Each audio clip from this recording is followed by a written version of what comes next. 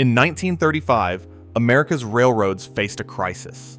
Steam trains were too slow and too expensive. The Pennsylvania Railroad carried more passengers than anyone else. They needed a miracle.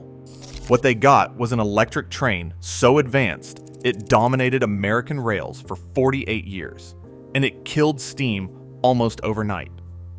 But in the end, they threw it all away. So how do you replace steam power? In 1935, most experts said you couldn't. They said electric trains were for subways, not for real railroads. The Pennsylvania Railroad was about to prove them wrong. The Northeast Corridor carried more passengers than anywhere else in America. Presidents, business leaders, and movie stars rode these trains. If the Pennsylvania Railroad failed here, electric railroading would die in America forever. Here's what was killing them. Steam trains needed water every 100 miles. They needed coal every 150 miles. They broke down constantly. They filled stations with smoke. And worst of all, they were slow. The fastest steam train could barely reach 80 miles per hour with passengers. That was not fast enough. Cars and planes were getting better every year. Highways were being built. Airlines were expanding. If the Pennsylvania Railroad could not solve this, it would lose everything. So what did they do? They hired the right people for the right jobs. First, they brought in General Electric's best engineers. They designed the mechanical systems and the electrical equipment. Those engineers knew how to build powerful electric motors, but they had never put them into something that needed to reach 100 miles per hour.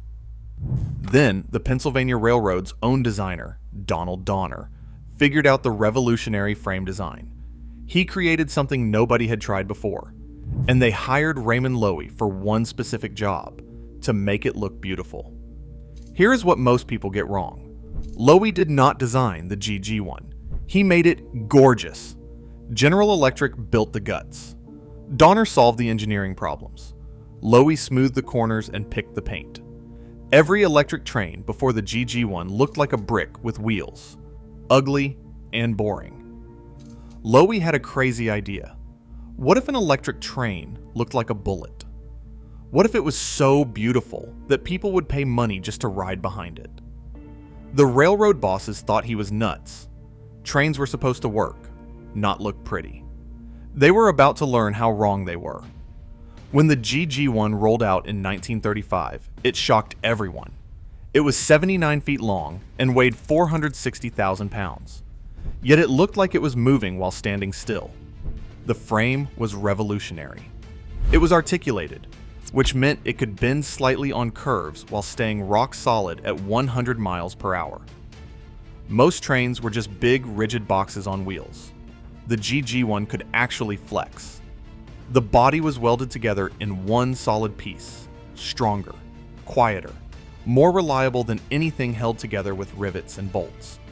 Under that beautiful shell were 12 electric motors. Each one produced 385 horsepower. That is 4,620 total horsepower, more than any steam train ever built. But here was the real genius. The GG1 had two driver's cabs, one at each end. That meant the engineer never had to turn the train around. He simply walked to the other end and drove back. On January 28, 1935, GG1 number 4800 made its first test run. It was pulling 12 cars between New York and Philadelphia. The steam trains that normally pulled this route struggled to reach 80 miles per hour. They had to slow down for hills. They had to stop for water. The GG1 hit 100 miles per hour and stayed there. Uphill, downhill. It didn't matter. It never slowed down. It never stopped. The trip that usually took 2 hours and 30 minutes now took 2 hours flat. Passengers couldn't believe it. Neither could the railroad men watching. Here's what nobody understood until that moment. Electric power wasn't just different from steam. It was better. Way better. Steam trains made maximum power at low speeds. Electric motors made maximum power at high speeds. That meant the faster the GG1 went, the better it performed. Think about it. It was like comparing a horse to a race car. They weren't even in the same league, but speed was just the beginning. The real revolution was what these trains could do day after day. While steam engines broke down and wore out, the GG1 locomotives were just getting started. What they did next changed railroading forever. Every single day, maintenance killed most steam trains. Every day, steam engines needed hours of work just to keep running. Here is what a steam train needed every 24 hours. Fresh water in the boiler, new coal in the tender, oil on dozens of moving parts, clean out the firebox, check the rods and wheels for cracks. And that was just daily work. Every few weeks, they needed major repairs, boiler fixes, wheel replacement, engine rebuilding. A typical steam train was available maybe 60% of the time. The other 40%, it was broken down in the shop. The Pennsylvania Railroad was spending millions on repair crews, spare parts, and repair facilities. They needed trains that could work around the clock without breaking down. The GG1 changed everything. Electric motors do not have pistons. They do not have connecting rods. They do not have hundreds of parts grinding against each other. They just spin, quietly and reliably. A GG1 could run for months with just routine checks. No daily fixing, just regular oil changes and electrical inspections. The availability rate was 95%. While steam trains sat in repair shops, the GG1s kept working. Here's a story that proves it. December 7th, 1941. Pearl Harbor was attacked. America was at war. The Pennsylvania Railroad had to move thousands of troops between New York and Washington as fast as possible. GG-1 number 4876 was put on continuous troop train duty. For 72 hours straight, it ran back and forth between New York and Washington. No breaks, no repair stops, just continuous operation. In those 3 days, it covered over 3,000 miles. It hauled train after train of soldiers heading to war. It never broke down. It never slowed down. It just kept running. Try doing that with a steam train. Impossible. Steam engines needed water stops every 100 miles. They needed coal every 150 miles. They needed daily maintenance. But the GG1 simply needed electricity from the overhead wires. As long as the power was on, it could run forever. The Pennsylvania Railroad quickly learned something amazing. One GG1 could do the work of 3 steam trains. Not because it was 3 times more powerful, but because it was available 3 times more often. By 1940, they had 139 GG1s in service. These trains handled 80% of all passenger traffic in the Northeast. The busiest rail route in America was now run almost entirely by electric power. The numbers were incredible. Lower fuel costs, lower repair costs, higher availability, faster schedules. The GG1s were making more money than any train in Pennsylvania Railroad history. But here is what really changed the game. Reliability meant you could make promises. For the first time, the railroad could tell passengers exact arrival times and actually keep them. This reliability changed everything about passenger service. When your trains actually work when they are supposed to, you can compete with anything, even airlines. By the 1940s, the GG1s were not just successful, they were legendary. Every famous passenger train in the Northeast ran behind a GG1.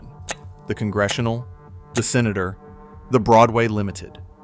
These were the trains that presidents and movie stars rode. The GG1 became more than just a train. It appeared on United States postage stamps. Artists painted pictures of it. Lionel made toy versions that kids played with for decades. It was a design icon that transcended railroading. But the real test came in the 1950s. America was building the interstate highway system. Cars were getting faster and more comfortable. Airlines were expanding coast to coast. Railroads everywhere were losing passengers, except the Pennsylvania Railroad. Why? Because the GG1s could do something no other transportation could match. They could move hundreds of people at 100 miles per hour in complete comfort. Think about this. In 1955, the speed limit on most highways was 65 miles per hour. Most cars could not cruise comfortably faster than 70, but passengers on the Congressional were traveling at 100 miles per hour while eating dinner and reading newspapers. The GG1s set speed records that lasted for decades. In 1958, a special test run reached 127 miles per hour between New York and Philadelphia. That was faster than most cars could go on a racetrack. But speed was not the only advantage. It was consistency. Cars got stuck in traffic. Planes got delayed by weather. But the GG1s ran on schedule no matter what. Snow, rain, fog did not matter. Electric power meant reliable power. Here is the story that proves it. January 1967. The Pennsylvania Railroad launched the Metroliner service. High-speed trains ran between New York and Washington using modified GG1s pulling special lightweight cars. The goal was bold: make the 225-mile trip in under 3 hours. That meant speeds of 125 miles per hour, faster than anything on American rails. The first Metroliner left New York's Penn Station at 3 p.m. on January 16, 1967. It was pulled by GG1 number 4935, specially geared for high-speed operation. At 5:59 p.m., it pulled into Washington's Union Station. 2 hours and 59 minutes. Exactly on schedule. But here's the crazy part. When you included the time to get to airports, check in, and deal with weather delays, the Metroliner was faster than flying. A train was beating airplanes on one of America's busiest routes. For the next 10 years, the Metroliners were the most successful passenger trains in America. They ran at 95% capacity. Business travelers loved them. Politicians used them exclusively for trips between New York and Washington. The GG1s were proving that electric power was not just competitive with other transportation. It was superior. While everyone was talking about the future of jet travel, the GG1 was proving that trains could beat airplanes on key routes through sheer speed and frequency. By the late 1960s, the GG1s had been in service for over 30 years. They were still the fastest, most reliable trains in America. They showed no signs of wearing out. Everything about electric power was superior to diesel. Better acceleration, higher top speed, lower operating costs, cleaner emissions. The GG1s proved that electric was the future of railroading. But even as these trains reached their peak performance, the forces that would destroy them were already in motion. And those forces had nothing to do with engineering or performance. They had everything to do with money and corporate stupidity. Here is what nobody saw coming. The GG1's greatest strength would become its fatal weakness. These trains were designed to run on electrified tracks. Overhead wires provided power. No wires, no power. No power, no GG1. That seemed like a smart design in 1935. Electric power was clean, efficient, and reliable. The Pennsylvania Railroad had already electrified their main line from New York to Washington. Adding more electrified track seemed like the obvious next step. They were wrong. Electrification was expensive, really expensive. It cost millions to string wires over hundreds of miles of track. You needed power stations every few miles. You needed repair crews who understood electrical systems. Steam trains could run anywhere there were tracks. Diesel trains could run anywhere there were tracks. But GG1s could only run where there were electric wires. In the 1960s, The Pennsylvania Railroad started having money problems. They were losing cash on passenger service. Freight traffic was declining. They needed to cut costs fast. The bean counters looked at the books and saw something that scared them. The electrical system was expensive to maintain. Those overhead wires needed constant attention. The power stations needed regular upgrades. Meanwhile, diesel trains were getting better and cheaper. A new diesel could run anywhere in the country without special wiring. It could haul freight or passengers. It was flexible in ways that electric trains could never match. The executives made a decision that would haunt American railroads for decades. Instead of investing in electric systems, they decided to abandon them. In 1968, the Pennsylvania Railroad merged with the New York Central to form Penn Central. The new company was drowning in debt and desperate to save money. Here's the crazy part. The GG1s were still the best trains in America. They were faster than any diesel, more reliable than any diesel, cheaper to operate than any diesel. But none of that mattered anymore. Penn Central could not afford to maintain the electrical systems that powered them. The overhead wires were falling apart. The power stations were breaking down. The system that made the GG1s possible was dying. On April 30th, 1977, Penn Central made an announcement that shocked the railroad world. They were retiring the entire GG1 fleet, all 139 trains. Not because they were worn out, not because they were unreliable, but because the company could not afford to keep the lights on. Perfect trains that had run for 40 years were suddenly worthless. The last GG1 passenger train ran on October 29, 1979. After that, most of the fleet was scrapped. When Penn Central finally replaced the GG1 locomotives, you know what they bought? General Electric's new E60 electric locomotives. These modern locomotives were supposed to be better. They were not. They failed constantly. The railroad had to buy Swedish-made AEM7 locomotives to do what American GG1 locomotives had done for 40 years. Here's what makes this story so tragic. The GG1 locomotives could have run for another 40 years. Electric trains in Europe and Japan were proving that electric power was the future of high-speed rail. But American railroad executives chose diesel's flexibility over electric's superior performance. They picked short-term cost savings over long-term technological advantage. The end came not with mechanical failure, but with a corporate decision that put quarterly profits over engineering excellence. That decision changed American transportation forever. Here is what is really striking.